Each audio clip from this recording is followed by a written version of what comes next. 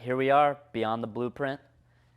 I'm one of your hosts, Joe Swingle, Tanner Osborne, Tan the Man, and we're here with Stephen Rockwell, the OG Arizona investor, owner of We Buy Houses Arizona, been in the business over 20 years. We're going to be talking to him a little bit about some of his background and some real estate investing stuff.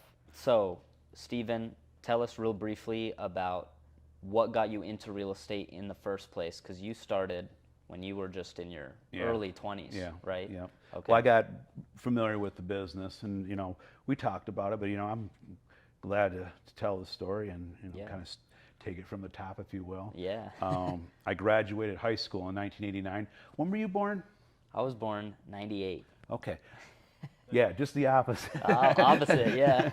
I graduated 89, 98. I graduated high school in 1989 and with a National Scholastic Scholarship in Art.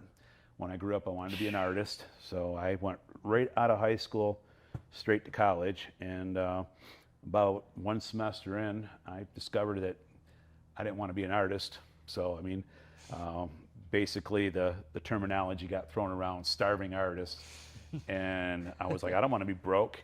And then the next, I know, right?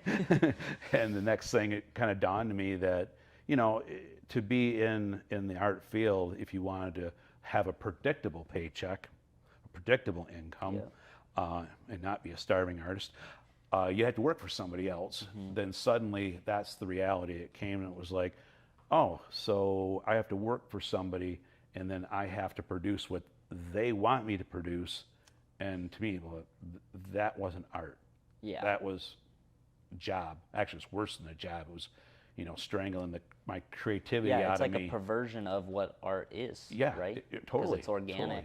Yeah. It's not something you do as a job. And they're trying to put my creativity in a box, and that's I just couldn't do that. So one day, just in the middle of the day, and I just rolled up my stuff, put it under my arm, and walked out the door. I dropped out, and I broke my family's heart because I didn't want to be an artist after saying that I wanted to be an artist from the time I was a kid.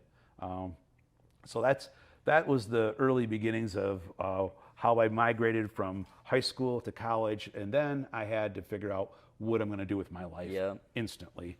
My dad didn't raise any lazy asses, so we have to take care of ourselves. So I said, well, I still want to be an artist, so I want to do something that's artistic and yet make money and not being a starving artist. So I started a sign business, graphic design business. I did a whole array of different products and services, and then I got a shop and I got a rental house. And when I got the rental house, that's when I met my first mentor in real estate. And I was, literally within the first year out of high school, I met Joe. He had a lot of rentals. I don't know how many he had, but I know he had a lot because, as we got to be friends right away, he actually helped me fund and start my businesses because I kept evolving and making new things. Yeah. But always self-sufficient. But he was a key personality in helping me be an entrepreneur and led me into real estate. And I rented from him for years, and he had introduced me to his mentor, Tony, and Tony was and still is one of the hardest hitters that I've ever known in my life in real estate. He had a house on every block in a tri-county area. He built subdivisions, just mind-boggling. He had companies on top of companies. He had his name on everything: Richards Construction, Richards Roofing, Richards Plumbing, Cooling, electrical, siding. And then he had a 2-story building. It was Richards Property Management, and that managed all his property. So he literally had a 2-story building, fully staffed with a lot of people, managing all his rental properties. So even to this day, I don't know anybody that can do or has done what he was doing. I've never met anybody else at that caliber, and that was right out of high school that I met this guy. So, geez, that must have been just unbelievable. Shock. Unbelievable. Right? And I was a kid, and here these guys are 2 and 3 times my age. So I'm having breakfast with them. I'm going to their properties. So I started learning about this stuff early on. So that's what, if you want to know where I got my start, that's what planted the real estate bug right there. I had moved out of town. I didn't like being in town.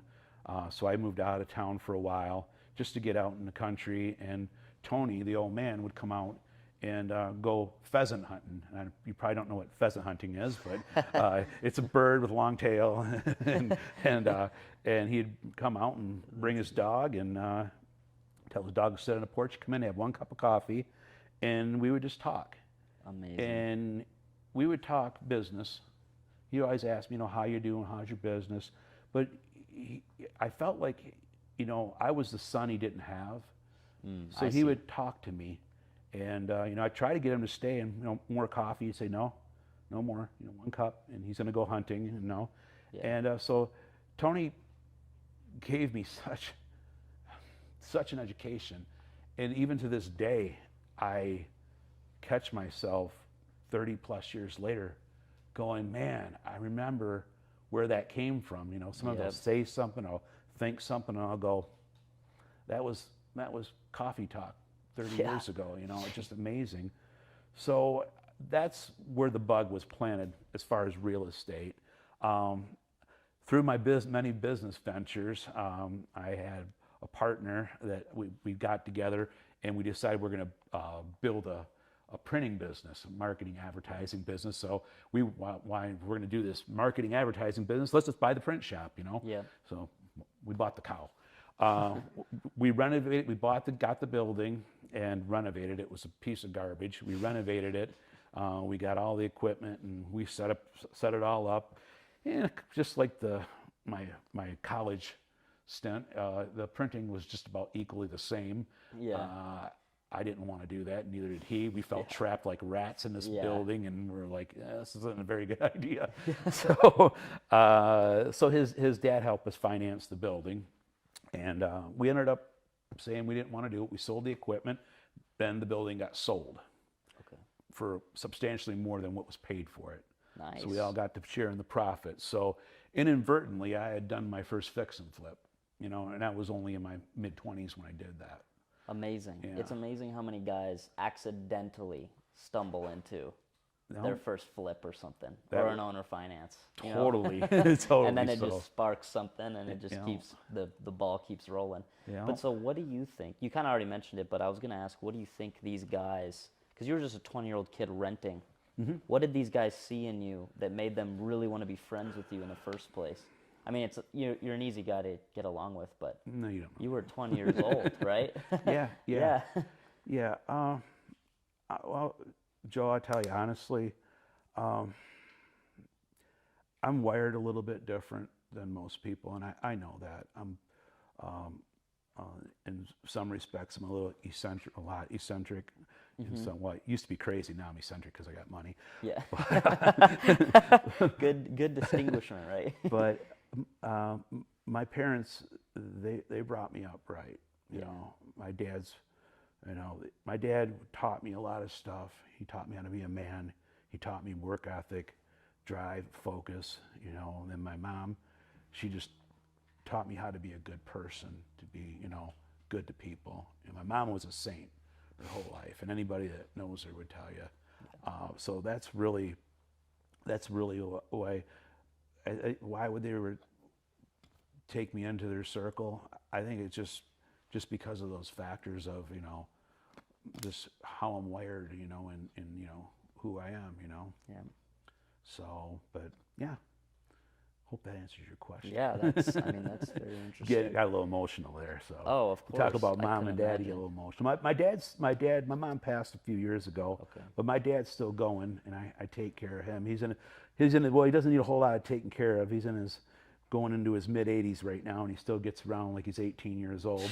Walks 2 miles a day, and wow, that's crazy. Cuts his own grass up on the roof and everything else. And I give him a call every day at 6 o'clock. My alarm goes off on my phone. I got to do my 6 o'clock pops call. I call my dad every day. So oh, that's awesome. I'm going to go out in October and see him. So really, where's he at? He's still in Michigan. He's still in Michigan. That's right, dude. So I'm going to go we'll see him in October. You're a Michigan boy. You're a Detroit boy. Yeah. Yeah. That's part of the problem. Yeah. It's a blessing and a curse. It's a good place to be from. Yeah. But so that was another thing too. Yeah. How I grew up, and then the areas that I grew up in. I grew up around outside the suburbs of Detroit, and then I ventured into Detroit for a while, and that's what pushed me out into the country for a while. Right. Yeah, right. So, but yeah. That's awesome.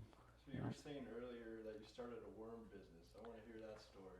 Oh, okay. we got to start with the worms. Oh, the worm story. Okay. Well, yeah, we were talking about this. This is actually really super cool. Yeah. And the crazy part about this story is that I didn't connect the dots until years later. So this is what happened. When I was telling you before, I was like, I've never had a real job. I'm in my 50s. I've never had a real job. And I know it's weird, isn't it? And That's wild. some people are unemployed, but I'm just unemployable. But as a kid, I was already an entrepreneur, 100%. Yeah. 100%. And where I grew up at was it was just north of Detroit in this little place called St. Clair. Big boat harbor, opens up into Lake Huron and all that, and a lot of people fish there. It's big fishing and sailing and all that kind of stuff. But fishing is, that's the big thing. And so as a kid, and this started in grade school, and I did it up through junior high. So this wasn't like a one summer job. Right. This was my enterprise. This so is your enterprise. I lived not too far from a golf course. So what I would do is at night, I would take, and I had a Folgers coffee can and a rope, and I'd put it around my neck with a Folgers coffee can and then a flashlight, and I'd go down to the golf course because they water in the evening, and I would go down there with the flashlight and pick night crawlers out of the ground, put them in my can, go out for a couple hours, and then I had an old refrigerator out in the garage, and I put worm boxes in there. And all year long, my mom would save all the yogurt containers and cottage cheese containers and butter containers, and so I'd keep stacking. She was up a saint containers. letting you do that. Yeah. So I had so I didn't have any money into my packaging, any money into my supplies, just strictly labor. This is a renewable business. We're This all is recycled material. It's renewable.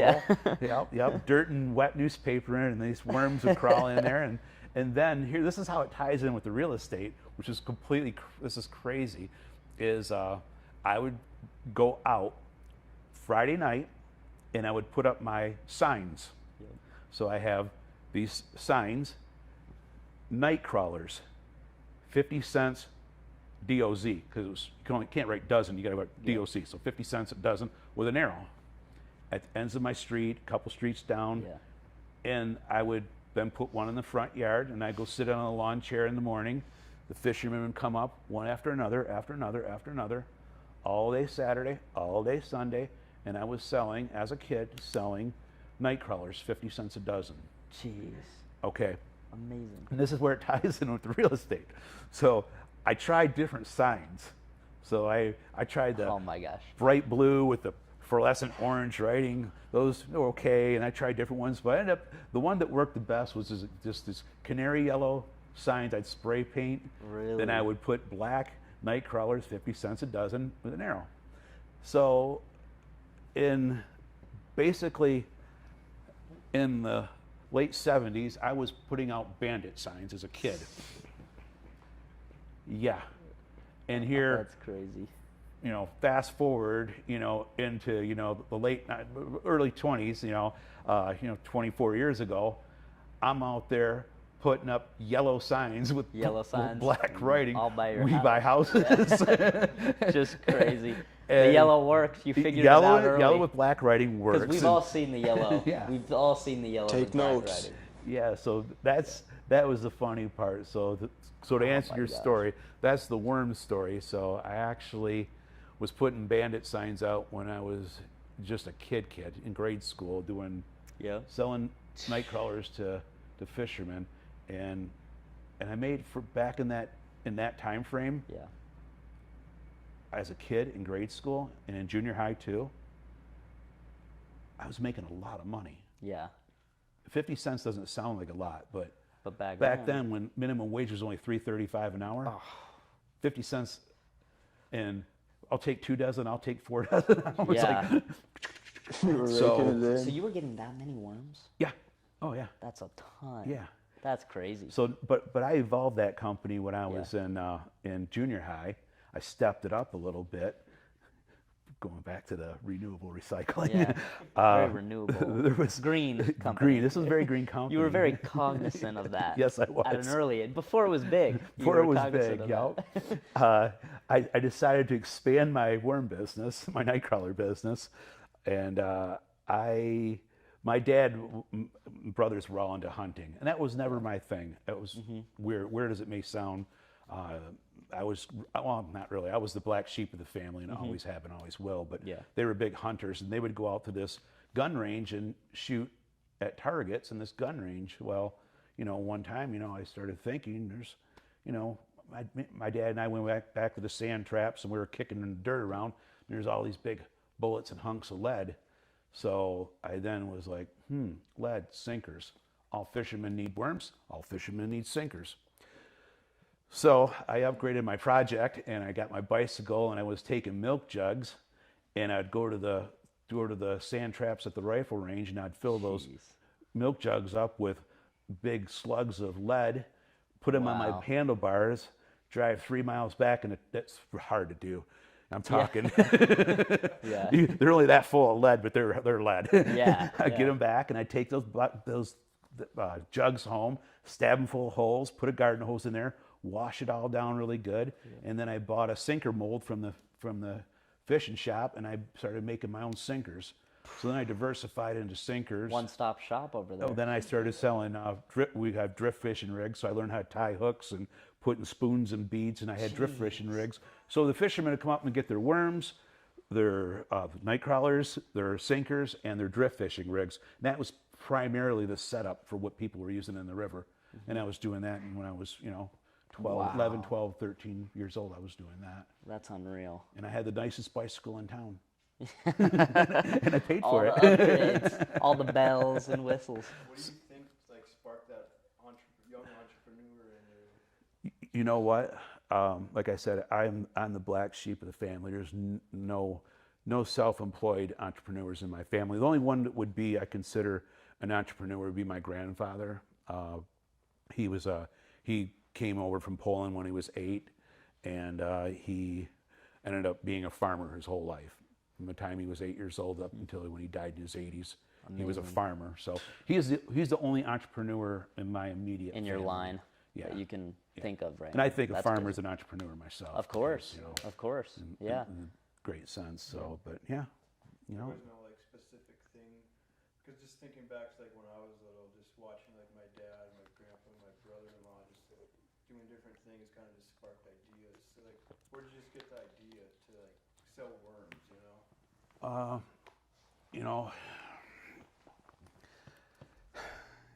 It's kind of funny, I've been really off the radar for most of my adult life, so those questions are kind of hard to answer. But I'll be honest and really, really transparent.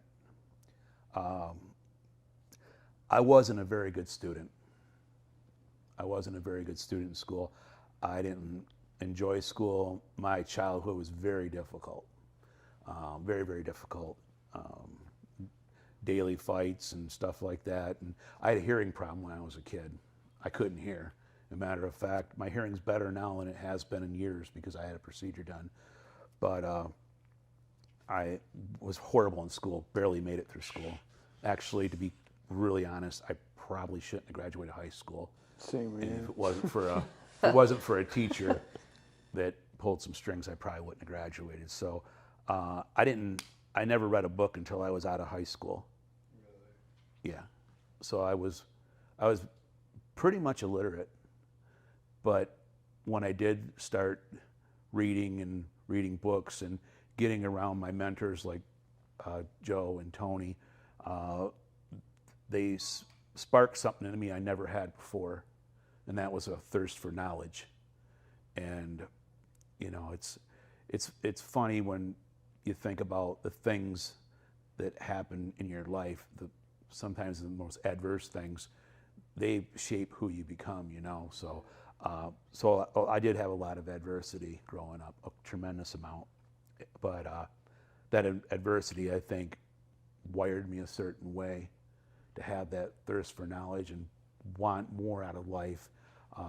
And having people like Joe and Tony in my life, my original go-givers in my life, they showed me there's a different way, that you don't have to be this Ebenezer Scrooge type person, and Right. And so that's, I hope that answers your question, but Yeah. I could tell you there was one time where Tony came out to my house and came out hunting, and he said, "Well, I'm not going to see it for a while. I'm going to take off in December. I'm going to take off and I'm going to go to Egypt." And I was like, "Oh yeah," and I was having a conversation. I go, "Well, what part?" Because I was curious, because I was thinking, "Are you going to go to Egypt during Christmas?"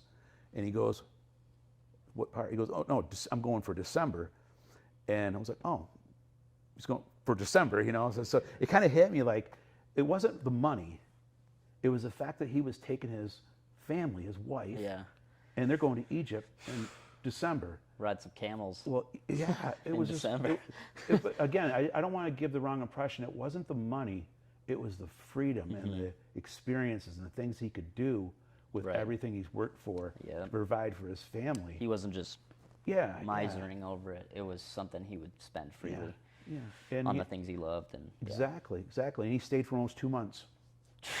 That's awesome. But that was one of those times in my life where it was like, if you really want to have life experiences, and do things without limits, you want to be able to write a check when you get there. So it's not the money and the material things, I like nice things, but my life does not revolve around nice things at all. At all. That's just not who I am, but it's what comes with it, So that's what, to answer your question, there would be one time where I remember that kind of planted that I want to gear up, I want to do this, and the more I did, the more I wanted to do. Yep. Oh, of course. It just kind you of got evolved. the bug. You got that bug. Yeah. So. You came down with something. Yeah. Oh yeah. Yeah. So we're gonna get into some real estate stuff now, All right. basically. Tanner, you want to take it off? Yeah. So what is your niche in real estate? What do you all do? You do it all. I've done a lot of different stuff, and I think I just love challenging myself. So, early on in my career, I started fix and flipping, and then I kind of evolved into wholesaling. I know it sounded weird, kind of did that backwards, but how I started buying properties, and it was slow at first, real slow, and then I got introduced to wholesaling, and then my wholesale model changed from double closes and simultaneous closes into assignments, and then came on. And then shortly after that, I started going just completely balls out on everything. In the early 2000s, I started one of my first, branches off of the We Buy Houses, Arizona, is I started help foreclosure. So I started working towards people in foreclosure, and then I learned about short sales and buying bank notes. I have a different business model. Matter of fact, I'll show you later, I brought one of the deals I closed, I think it's like in 2002, where I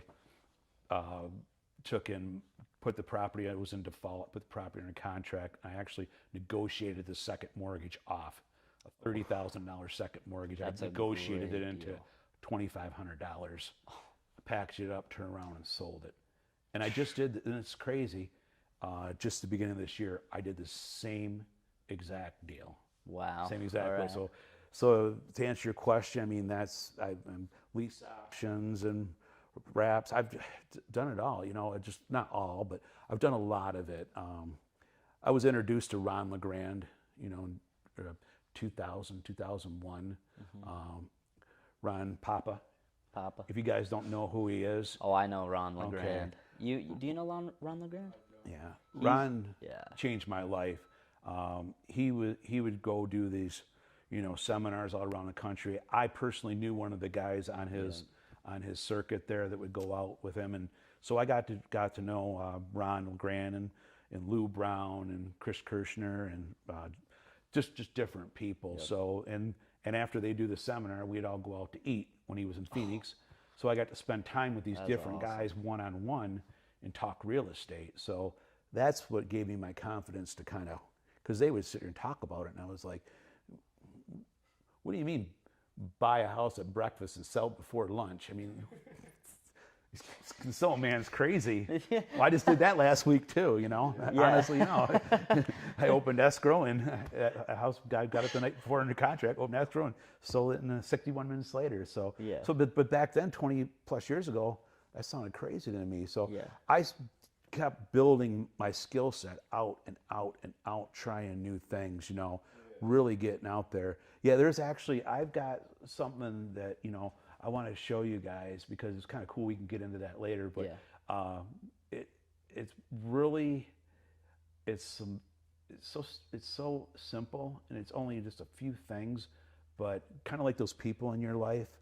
Sometimes you get opportunities where we're having a conversation. You watched me take that seller's call earlier. Oh yeah. You know, and the lady called me with 7 properties. You know. Just like that. And she, you know, she got referred to me, and you know, so you were like, yeah, it was really natural, but you know, that came with experience. But you're listening to my sound bites. You're listening to what I'm saying to this seller. Yeah.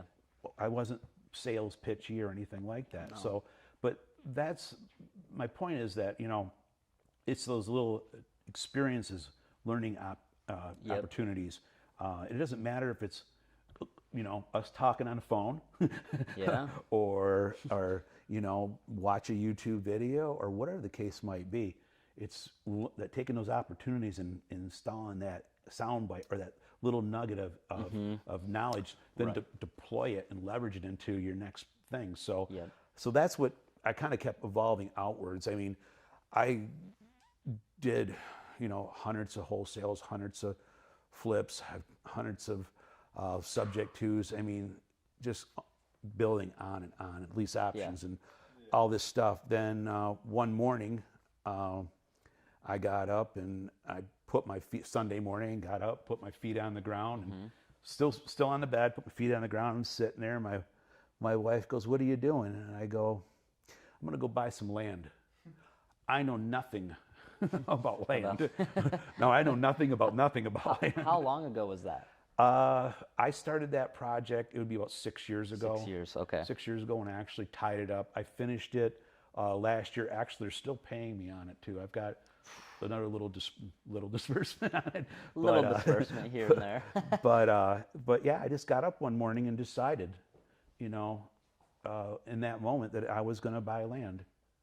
And my wife's uncle, he was in land development, you know, he was kind of a wildcatter, and that's another story, but that's what he would do. He would buy land, minor land divisions, develop it out, sell it off, piece it off, buy a big piece of land, bring in partners, minor land divisions, subdivide it, piece it off, made millions of dollars. So I knew there was a play in land, but I didn't know about land. Only knew that from hearing it, you know? Yes, yes, So, totally. but I got that idea in my head one morning. I'm gonna go look at land on a Sunday morning. I drove around Queen Creek and Santan Valley, and I came back up and through Ironwood, and I went by and looked, and there's this giant tree.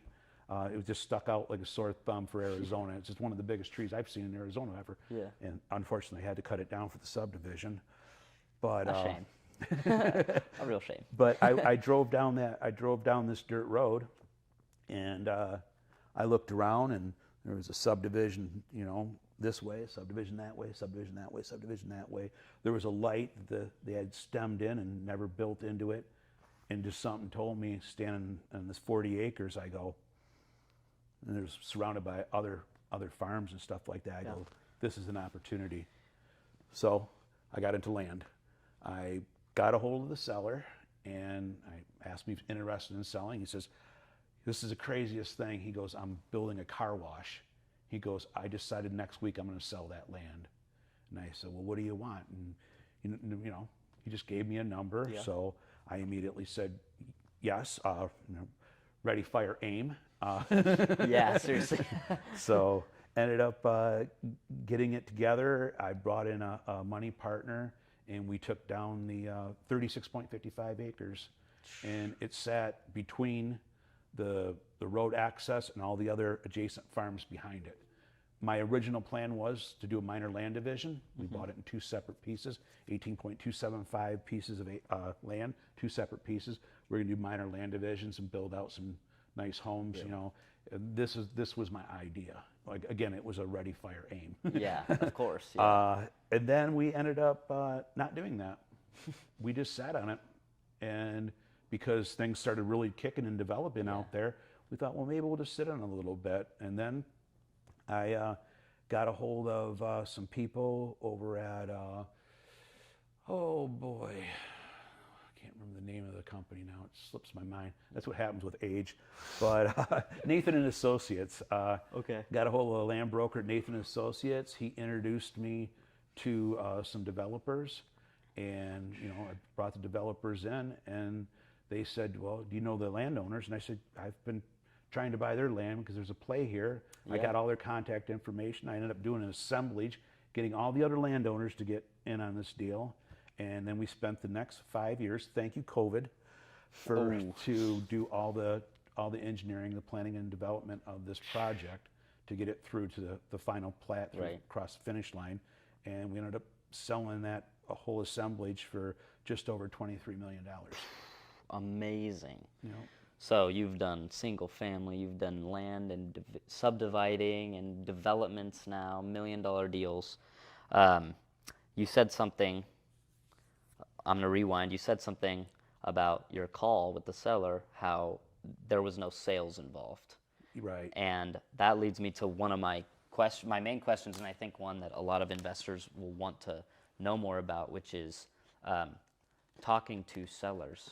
You know, they don't get to see the conversation we get to have behind the scene with you, but you said some stuff to us about how when you're talking to these sellers, it's never going to be the same. You've dealt with pre-foreclosures, you dealt with this woman who owns 7 properties, you've dealt with land developers. Can you talk a little bit about the different archetypes that you run into as an investor? You've got the pre-foreclosures, the divorced, the land, and how you kind of go about approaching these people. Well, you know, it's not necessarily, well, it isn't, it's not necessarily the situation, you know, like, you know, one person's going through divorce, one person's going through hardship, or inherited property, or whatever the case might be, you know, all different kinds of scenarios. It's not so much just based on the situation, it's based on the person. Yeah. You know, and you know, I wrote that post the other day, you know, on the Sub2 Facebook thing, you know, people before profits, and I don't know if I captured what I was trying to say, but this is exactly, you know, what your question is, and to answer it, I always address everybody different. You know, everybody's different, and you got to listen. You know, you shut your mouth and you listen. You ask very important questions that lead into more questions, and you get to understand not only their situation, but you understand the person. Mm-hmm. And it's like a doctor. You know, you've got to figure out the problem before you can prescribe a cure, a remedy. You know, and it's the same exact thing. It's the same exact thing. Right. You know, you don't go into a doctor and say, "Yeah, my back hurts." And he says, "Well, here's some pills. Get out of here." You know, well, where does it hurt? What were you doing? How did it happen? Right. It's the same thing. There's a personal touch. You know, and that's a great thing. Like with, we can get into that, but like especially like with foreclosures, because that's a big one. I do have a tremendous amount of experience. Yeah. Not with just the business mechanics of it, but with the people. Yeah. And you know, I hope I'm wrong, but I could I just feel, and then, well, cycles repeat. Cycles repeat. And I think in a not so distant future, there will be going down that road again. And Yeah. I just hope that professionals, real estate agents, investors, anybody who's involved in any type of cross sale with anybody that's in default foreclosure, Right. that they deal with the person and do it the right way. Of course. You know? Yeah. I of see a course. lot of damage created Yeah. by investors, basically tying people up, get them in contract, Lock 'em up, running the file a clock memo. out, dry, and just Yeah. crash and burn the whole thing when Yeah. it should have never happened. Yeah. You know? Not with foreclosures. You can't do that stuff. No. That's That- their life. That's their one life. situation where you talk about situations. Mm-hmm. That's one situation that's you got to deal with it completely different. Yeah. Completely yeah. different. Oh, totally. What do you have any? Do you have any examples where you had to deal with a really bad situation where maybe another investor or agent was involved in a pre-foreclosure and you had to come in and try to save? I mean, those are some wild ones. You better order a pizza, 'cause we could talk all day about this one. I mean, we're ready. We can try to shorten it up, Yeah, but you those are know- some good stories there. Yeah, I've had countless situations where I've had people come to me, and I know I can help them. Yeah. And they've already been in contact with another investor, filed a memorandum on their property. So I'm like, here we go. I've had to deal with whole that. nother headache. I've had to deal with that so many times. Back when the last cycle happened, when properties were going into default and even coming out of it, that was one thing that came into play. As far as real estate agents, I love agents. I married one. I married my There you go. drop dead smoking hot, gorgeous wife because she's got a real estate license. I get discount commissions. But there's a lot of agents out there, and it's not necessarily their fault. They're just the education. It's in the box thinking. Mm-hmm. So they, stay away. Creative finance, that's illegal. This and that. So they're really Yeah. black and white. So I've had clients where I look at their situation, get to know them as a person, look at the situation, look at the deal, Yeah. and go, okay, I got the solution, and then boom, up comes the agent, Yeah. which he's or she are more concerned about how they can get in the mix and make a commission, Right. versus what I've laid out as a feasible solution to the whole Right. deal, So that happens. So I call them deal killers. I know it's not a very nice term, but so both investors and agents are deal killers. I think the biggest deal killer of them all is the brother-in-law, because there's one in every family. The brother-in-law, he's got the intelligency level as a Harvard Law graduate. He knows everything. He's the ultimate deal killer. Yeah, that's a big deal killer. It's hard to build rapport between an already family member that they trust. The brother-in-law. That's The tough. know-all. The brother-in-law. Yes. That's a classic, the brother-in-law. So Jeez, all right. What advice would you give somebody new that's looking to get into real estate investing? Because there's a lot of shiny objects. There's a lot of, as we know, it's an elephant, a lot of moving parts. What would be your best advice for somebody new? my best advice, well, there's a million and one canned answers. Anytime I hear a talk, something down these lines, it's always the same canned answer. And so I'll answer it from here, what I think. One, first and foremost, is what's up here, you got to take care of that first. So if you really, really, really want to do it, you really want to be a real estate investor, you really want to be successful, you really got to want it first. So ask yourself that first. Do you really, really, really want to do it? Are you really willing to pay the price? And then from there is hit it as hard as you can by feeding your brain with as much stuff as you can. You're talking about in the starting out early, new investors. Be as passionate as you can. Put down the phone, put down Facebook, shut that Netflix off, and and just dive in as hard as you can. Yeah. And just keep learning. Just become a complete information junkie, and then you got to sift and sort. Sift and sort, because there's so many people that have their shiny objects, have their special system, this, that, and the other thing.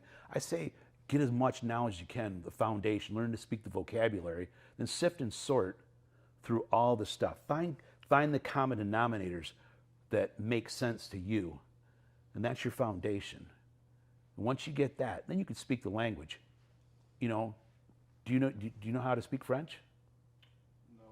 Well, but Spanish is going to do you a little bit of Spanish is going to do you good in France. Well, it's the same thing with real estate investing. If you can't speak the language, you don't understand the basics, you're dead in the water. Okay. So that's what I say is learn and just learn as much as you can, and then figure those common denominators of nuggets out. That's your foundation. Then, once you learn the language, then you got to find the right people. Yeah.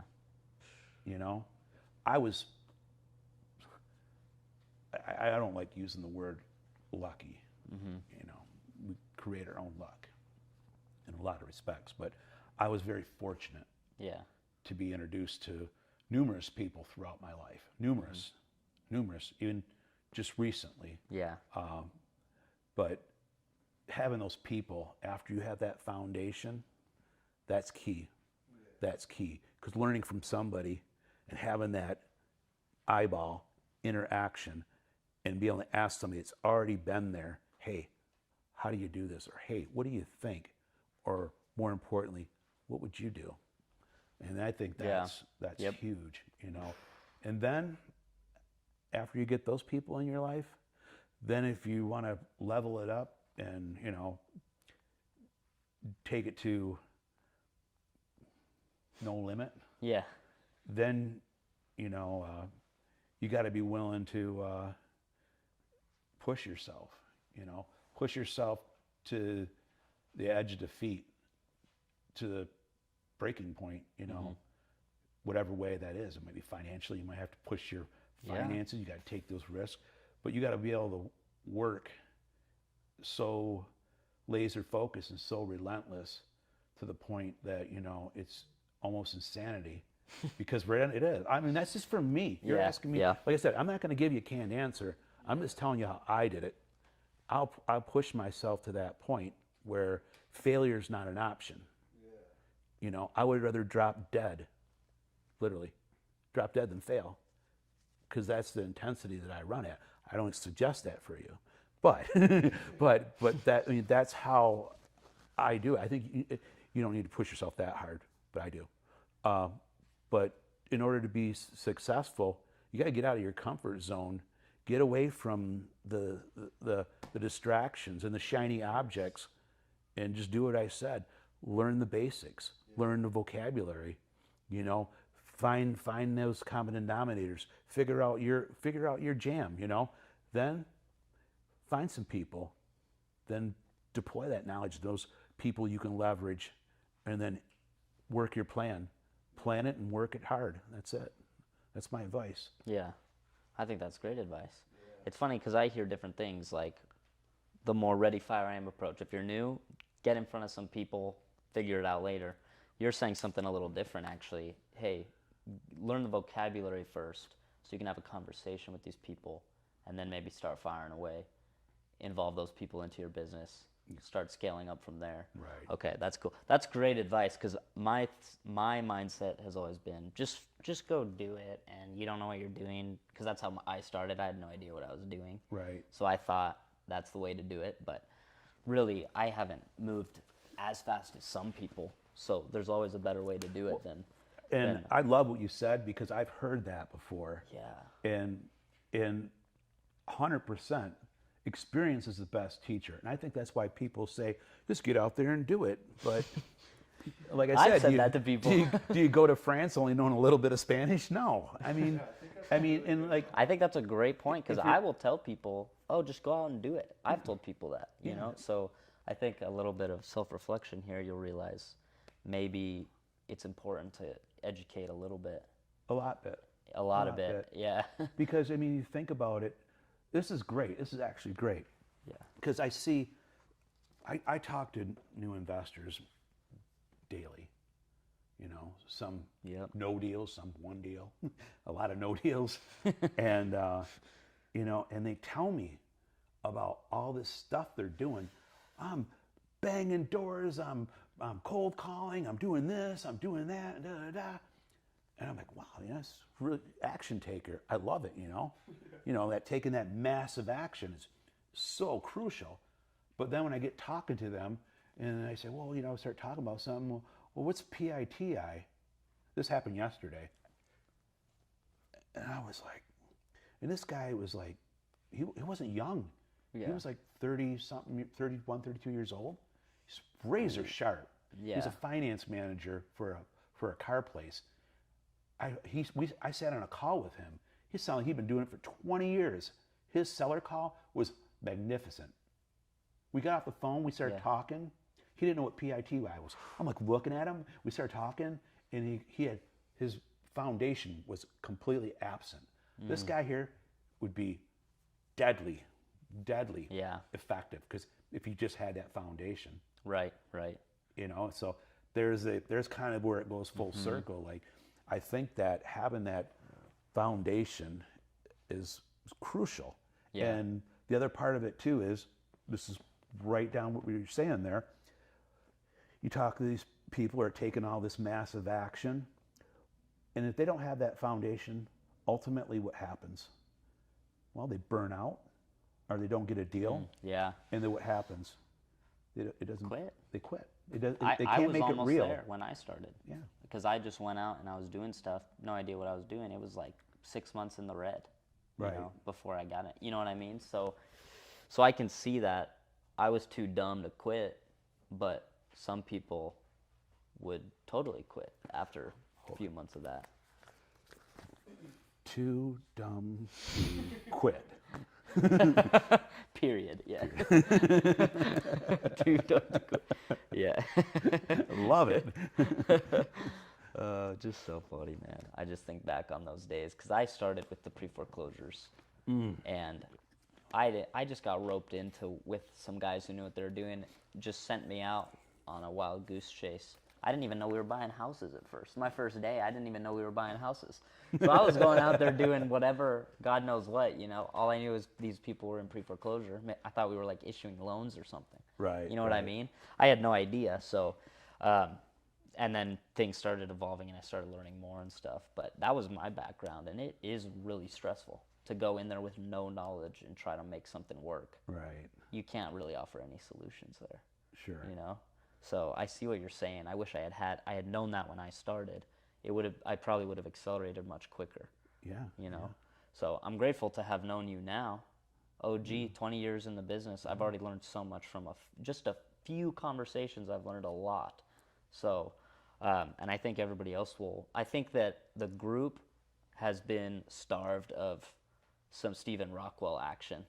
And it's time to bring you out, which we can talk about, because you've been in the business 20 years, but you've been under the radar. And I've gotten to know you very, relatively a short time. And I just like you more. The more I talk to you, the more I like you, the more I think that you're in it for the right reasons. I've gotten to see you interact with sellers now. I've gotten to see you interact with your server at a restaurant. And the more I get to know you, I'm like, why didn't I know about this guy when I started? This is the guy that I would have liked to meet when I started here in Arizona. So Thanks, maybe you Joe. can talk a little bit about, I know it's a vulnerable spot, but Sure. you've been flying under the radar for a long time. Over 20 years. Right? Yeah. 20 years under the radar. Over 20 years. Yeah. And, now you're making an appearance where people are going to get to know you here in Arizona. So maybe you could talk a little about that. Yeah. It's it's kind of that's actually a really super good question. It really is, because that's why I'm sitting here today. You know, I built this business. It took me over 20 years, you know, of hard work, wearing multiple hats, and going back to, like, you know, your question about, you know, what all kinds of real estate have you done? You know, I've thrown a wide net in, you know, in the business, and I've wore a lot of hats, you know, and I, in the middle of all of that, I worked so hard and so passionately. Every time I would try to have a Joe in my life, or a Tanner, for lack of better words, I just get screwed. I'd bring people into the business. I would say, hey, I'm going to teach you how to do this, show you how to do this. Yeah. This is how I do it. Say this, do this, use this, go this way. If this doesn't work, plan B. No, I just pour it out. And before I know it, they disappear. Boom, they're my competitor, or they're snaking deals from me. And I'm like, man, really? Yeah. Really? You were bussing tables and now you're making bank, and you screwed me over. I mean, I just have them over and over. And this is over 20 years ago when I really started the wholesale operation, when I got traction that started blowing up, you know. So matter of fact, I won't mention any names, and I never will, but there's some of those people are still in business today, 20 years later. Right, yeah, And, of course. you know, and it made me crazy because I put so much passion into what I'm creating. That's the artist. Yep. You know, my systems and what I'm doing and how I'm doing it, even my sound bites, everything. I'm just so much passion into all of it, and just have it stolen, then used against me, and then not even thanked. But that's what drove me under the radar, to be quite honest with you. Yeah. I just got tired of being just ripped off, you know. Yes, ripped off. of course. And then the dark side of it is that, you know, is because I'm really creative. You know, these things are what I do and what I develop and how I do things. I'm very original. I try to be an original thinker. I try to think outside the box, and any kind of system, anything I create, I want to put me on it, Yeah. into it, me into it, my touch on it, you know. So that is where the madness really began. So between having a lot of bad experience with investors in Arizona, in the Valley, that kind of pushed me away from people. And then my obsession for creativity and perfection just drove me way down a rabbit hole, and I never came out. I just stayed under the radar, you know. I stayed away from people, did my own thing, and I didn't kick it out loud. I just did my own thing. I was making tremendous money for the longest time, just being a company of one. Yep. And nobody in their wildest imagination would ever imagine that my company was a company of one. Yeah, You no know, way. I would never have It thought. was just crazy. So, I mean, I had people that would help me do things, but for all the inner workings, it was all me. Yeah. And that's, I know you laughed about this, but when I got involved with Sub 2, I know you know what I'm going to say, Yeah. but Oh, I know. when I got involved with Sub 2 and I started hearing about the avatars, and I sat and looked at This the is a good avatar one. list, and I was like, that's me, that's me, that's me, that's me. I got all the way through the whole list, and there was only one on there that didn't apply, and that was the employee. And I was like, so then I was like, I got all these avatars banging around in this, you know, crazy mind. And And you're I'm actually like, doing all of them. yeah, I'm just doing them all. You know, I look at Pace, and I'm wired like Pace. I talk to Cody, and I'm wired like Cody, and I'm like all these other things, and I'm like to the extremes, and all of a sudden I was like, I got multiple avatar disorder. I got mad. Multiple you avatar got mad. disorder. You know? Multiple avatar disorder. So Many of us are victims, right? yeah, Of this to an horrible disease. to an Yeah. extreme. So that's a funny part. But what really, to answer your original question, like being under the radar for all these years, is I got tired. You know, there comes a time where the money and the fun, the excitement, all that, it just comes like, what's next? Yeah. you know, because, you know, when you're in your 20s, you're in your 30s, you go, oh, I want to make millions of dollars and blah, blah, blah, and I want to have a smoking hot wife and this and that. Well, I got all that, you know? Yeah. So all of a sudden you punch your head through the clouds one day and you look around and say, oh, I did it, you know, I did it. But then the problem is you have all this other stuff that you've built around you. You painted yourself in a corner. So I was like, man, I got to get out of this. Yeah. I got to start trusting people, bringing people in. I have to simplify and restructure. And talking about Cody Barton, you know, Yeah. He gave me some just phenomenal advice last January. He just said to me, he was like, I told him about, you know, my situation, you know, where I'm at with things, you know, and he just said, Stephen, you got to take a step back. Give yourself permission to take a step back, take a break.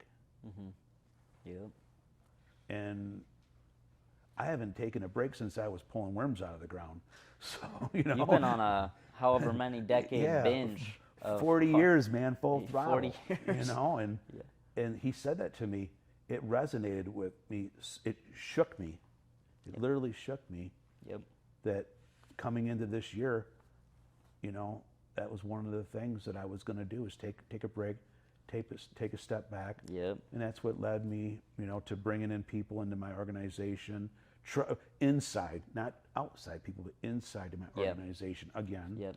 And then I decided to get, you know, it's time to get active with people, because my business is based on relationships. Yeah. But not Clearly, almost business. all your sellers that I just have to interject for a minute, but clearly it's relationship, because almost every seller I've talked to you about was a referral from a past client that you already worked with. You know, You're not; these people are calling you now at this point. yeah. So, if you wonder how you can stay in business with all the AI technology, there's your answer, right? Because those people are never going to be touched by the intense marketing, heavy sales approach ever. They're going to come to Stephen Rockwell, You know, because they've got that background. So, yeah. that's what's one of my dominant lead sources, is that I have, you know, over 20 years of people, names and numbers, and I just touch them every couple months. Yep. And that's it. Amazing. Yeah. That's amazing. Relationship-based business right here. So, Stephen, who do you want to connect with? You want to connect with Arizona people, right? Yeah. You're only in Arizona. Only That's in where Arizona. you want to stick to. I'm trying to stay only in Arizona. I don't think it's a bad move. I think that's smart, probably. Yeah. So you want to connect with people in the group. You want to connect with people in Arizona specifically. Yeah. How can people reach out to you?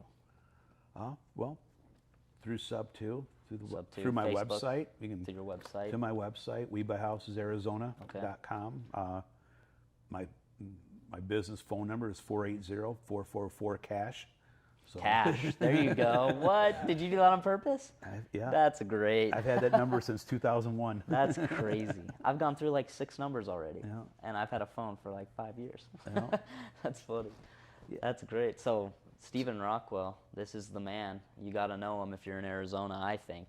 I was, I guess not lucky. I'm blessed enough to have gotten to know you randomly through Facebook as you started reaching out and trying to get connected with more picked you. people. He picked me. You know why? No. I never even told you, did I? No. I'll tell you exactly why. I could read your post and see that you were educating yourself, and I could see that you were an action taker. That's why I picked you out of the herd. Yep. There you Plain go. and simple. And I'm very grateful for it. You know, when I did that deal out in Tucson, you know, I got blown up. Yep. Phone blew up. Yeah. Instant message blew up and all that stuff. But you stuck out because of that. Joe. Thanks, Stephen. I appreciate it. true. I've personally really enjoyed getting to know you better. I think everybody in the group could benefit to know you better, because you are a wealth of knowledge, and Appreciate nobody's that. heard of you. And everybody's heard of your company. That's the other thing. I've heard of your company, but I never heard of you. That's what I'm saying is, Yep. like, we've all seen the company, Yep. but not the man. We've Yep. all seen the company, not I've been the under man. the radar, Joe. Amazing. Just staying there. It's amazing. Yeah. Yeah, just staying Yeah. under the radar for all these years. Yep. But that's one of the things I do want to do is get more involved with people. But one of the things that to kind of finish that is that I want to be able to work with people, help people. Yeah. I've got a lot of first-time investors across the finish line. Yeah. I have done that. I've done that over the years, but I've kind of kept it to a limitation to not let them get too far inside because of past experience. But I believe in inside of the community, like it was Sub 2, I think it's a different environment.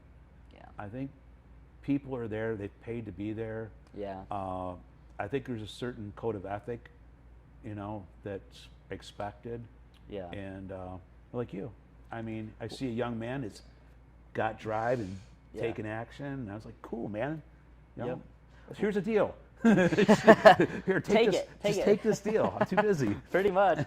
Well, the other thing is, I feel like in the group, there's a lot of policing of ourselves. Yeah. And I've even noticed people police themselves. They'll go in a group and say, is this okay to do? I've seen multiple people come in and be like, I'm about to do this thing. I don't know if this violates something.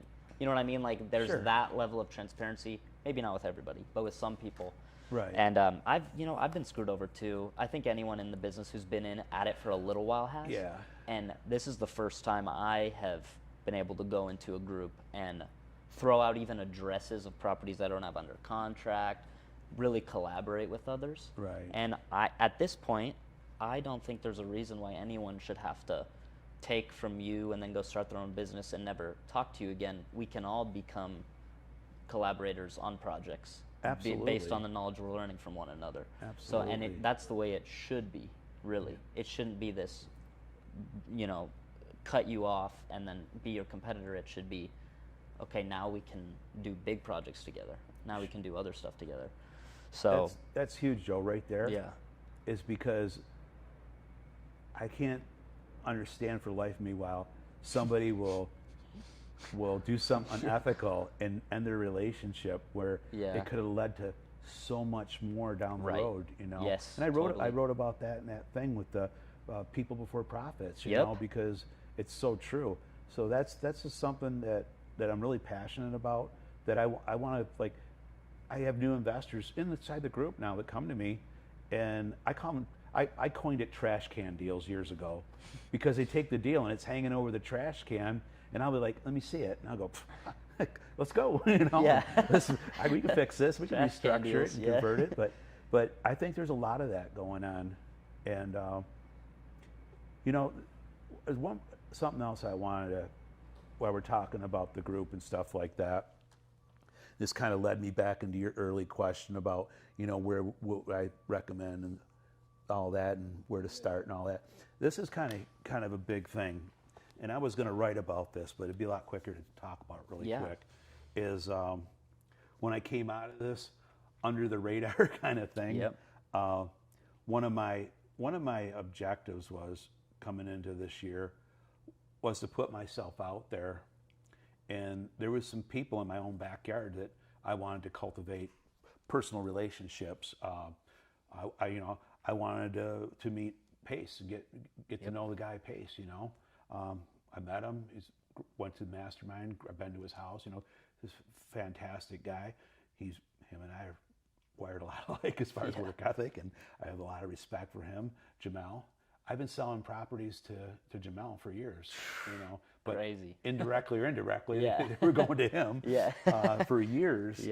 So I made that commitment of meeting certain people, Cody Sperber, different people. They're right here in my own backyard that I've never met. And what happened was, and like I said, this goes right in the line. This is really good.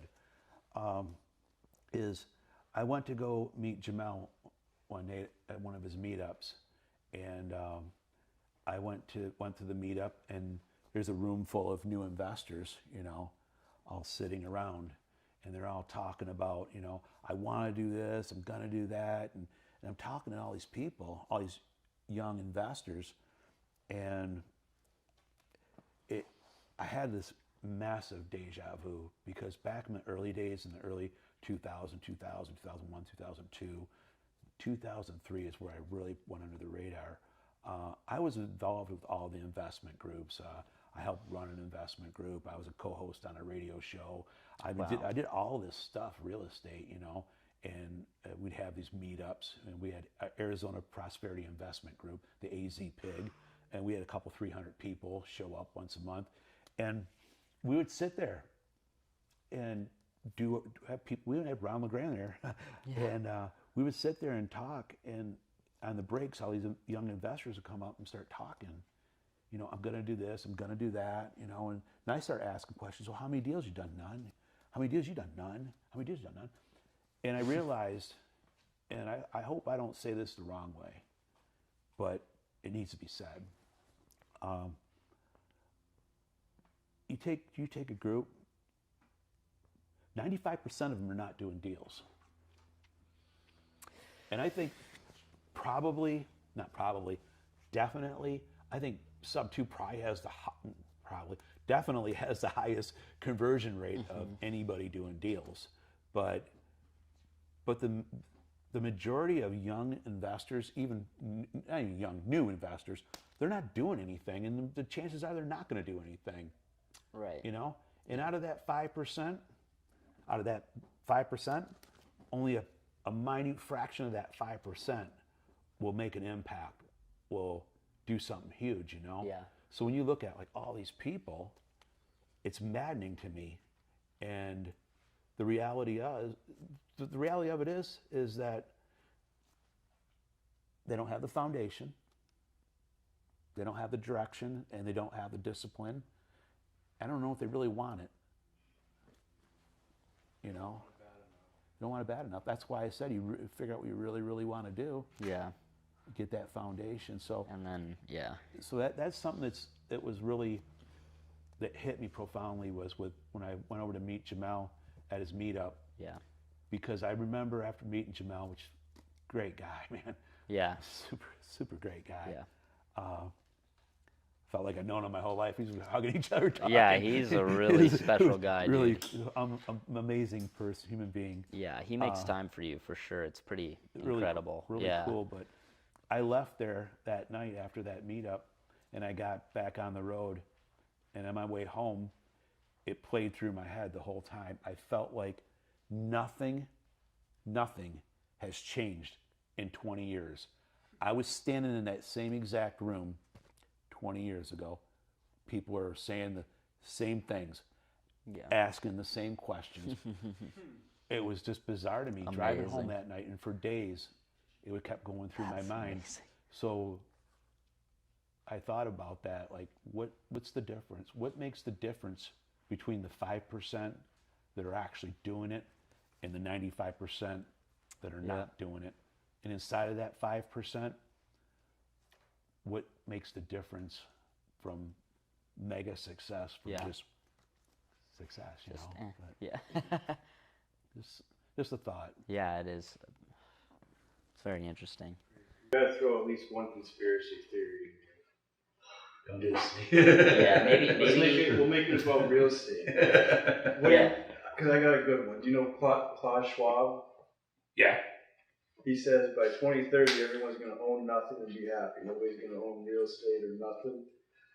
What do you think's going to happen in the future with real estate? Do you think people are eventually just going to be all renting? Mm-hmm. Well, hopefully by then I'm out of the game and I don't have to worry about that. That's what we are all saying, right? Yeah, you know, I always try to steer away from public as far as political and conspiracy theories, but I guess the short answer is I hope that's not true. Same here. I really hope not, because you know, I look at me where I'm at in my life in 2023, and I worry about you guys. Yeah, I worry about me. I do, especially with kids and stuff like that, because I can't tell you how much things have changed just since I've been here in Arizona. Yeah. Just in the last 20 plus years. It's a different world, and I couldn't imagine things changing as much as it did the last 20 years, the next 20 years, especially in real estate. So, so I hope that answered your question. Indirectly. Yeah. Indirectly. We'll talk off camera. More or less. Yeah, more or less it does. That's great. Stephen Rockwell, ladies and gentlemen. He's the man. Thanks, Yep. guys. Thanks for having me. Of Appreciate course. it. Yeah, dude, anytime. Anytime.